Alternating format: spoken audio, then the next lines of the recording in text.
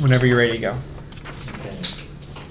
The world will end on December 21st, 2012, Common Era. Well, I don't know that for sure, and I don't think anybody else does, honestly. As a person that likes to listen to facts and then formulate theories based on facts, I particularly liked the idea surrounding 2012 and the controversy that it has basically drawn up out of the public.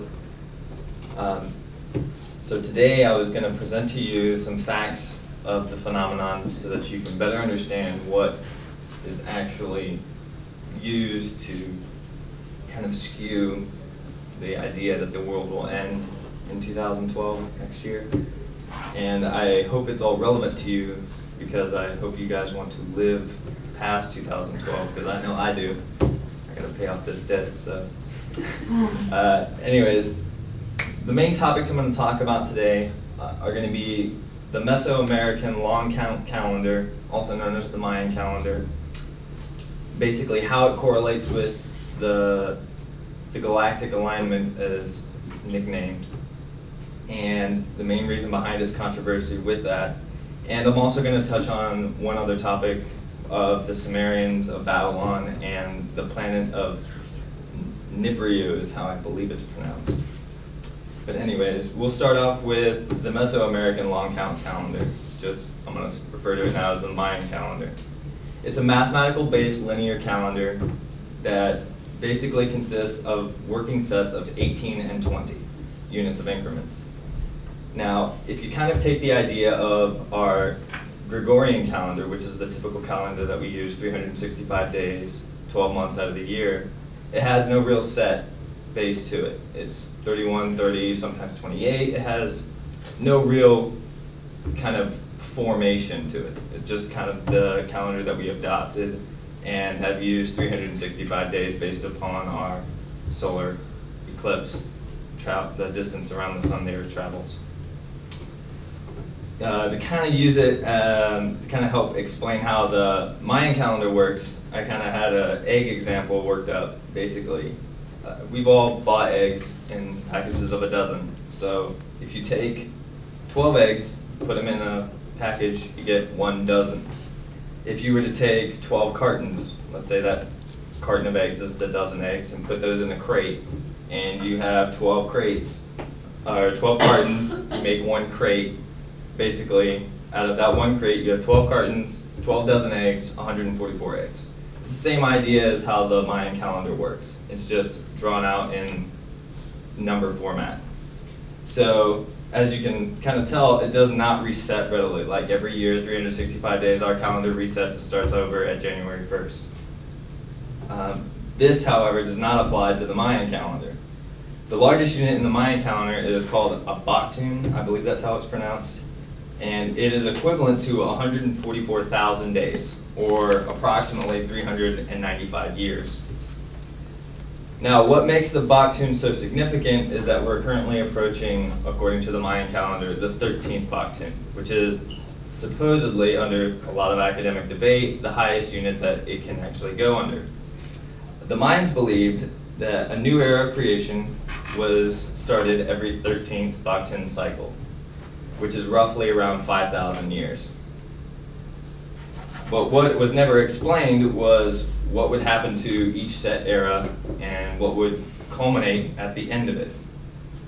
The main book of prophecy for the Mayans is called Popol Vuh. I'm not sure how that's pronounced anyways. The state, basically, that states that this era of creation will end and a new one begins. According to NASA, the calendar will just simply reset. They have an entire web page devoted to frequently asked questions about 2012 in which they pretty much shoot down everything. They say that just like our calendar does not end on December 31st, the Mayan calendar will not end on December 21st, 2012. It will just simply go back to 0 baktuns. There is a gentleman named Sir John Eric S. Thompson, who's a British anthropologist, was a well-renowned Mayan philosopher or studier of the Mayan culture, and he had a theory that the Baktuns actually did not end at 13, but actually increased on to 20. And it said in Mayan culture that he has found evidence that they refer to that, basically that it constantly increased even beyond that, up to even 4 more higher units. So if you have 20 carried to the 4th power, it goes even higher. So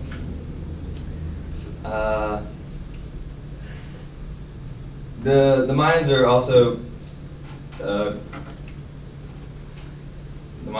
also credited with having their calendar based on the positions of stars and the relative positions of the planet and the sun in the solar system. To kind of tie that into how it relates to the 2012 mystery is there's the Great Galactic Alignment, supposedly, at the end of the 13th Baktun. The Mayans, being brilliant mathematicians at their time, calculated that the sun, who is also subject to changing and has an elliptical orbit, will basically revolve and come back to its original starting position every 5,000 years, which is the 13th Baktun. However, this has no significance in the world since the world is over 3 billion years old. So this has happened many times, and there's no scientific evidence that supports that every 4,000 years there's a mass extinction of life on the Earth.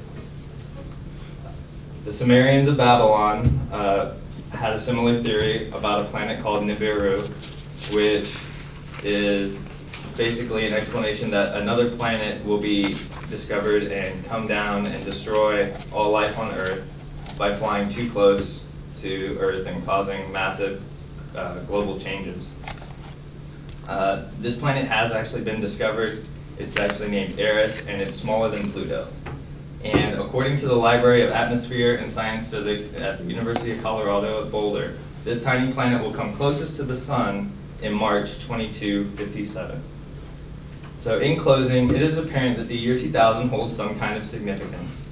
The long count calendar is a unique calendar system that resets each year, that does not reset each year on December 31st like our traditional calendar. The Mayan calendar states that when 13th Baktun begins, it would bring about great change, although it's never stated what exactly that would be. And we talk about the idea of a giant planet coming close to the Earth, yet there is no scientific evidence to base that upon. In closing, I'd like to leave you with a quote from Sir Arthur Conan Doyle, creator of the famous character Sherlock Holmes, who said, "It is a capital mistake to theorize before one has data. Insensibly, one begins to twist facts to suit theories instead of theories to suit facts."